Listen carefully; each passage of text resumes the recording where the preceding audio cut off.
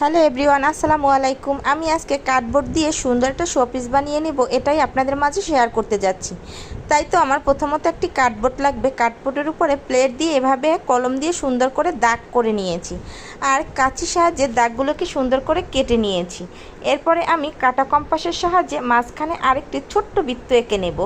বৃত্তটা আঁকার পরে ওটাকেও আমি কাঁচির সাহায্যে কেটে নিয়েছি। এরপরে লাগবে গ্লু গান, আর লাগবে পাটের দড়ি, সুতলি যাই বলেন।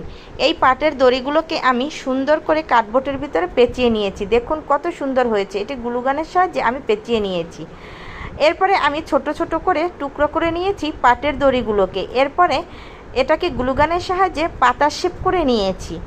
পাতার শেপ করে আমি অনেকগুলো এভাবে করে নিয়েছি কারণ আমার অনেকগুলোই পাতা লাগবে, সেজন্য এভাবে করে কেটে নিয়েছি। এখন আমি একটা পাটের বস্তার উপরে সুতলোগুলোকে গ্লুগানের সাহায্যে লাগিয়ে নেব।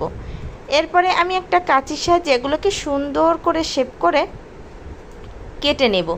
এরপরে দেখুন গ্লুগানের সাহায্যে আমি কত সুন্দর করে এগুলোকে লাগিয়ে নিয়েছি, এভাবে ফুলের মতো করে। আর কিছু স্টোন এবং পুঁতি দিয়ে আমি এটাকে খুব সুন্দর করে লাগিয়ে নিয়েছি। দেখুন কেমন হয়েছে। এরপরে আমি একটু রং করে নিয়েছি পাতাগুলোকে আর ফুলটাকে। তো ফাইনাল লুকটা কেমন হয়েছে জানাবেন অবশ্যই। আল্লাহ হাফেজ।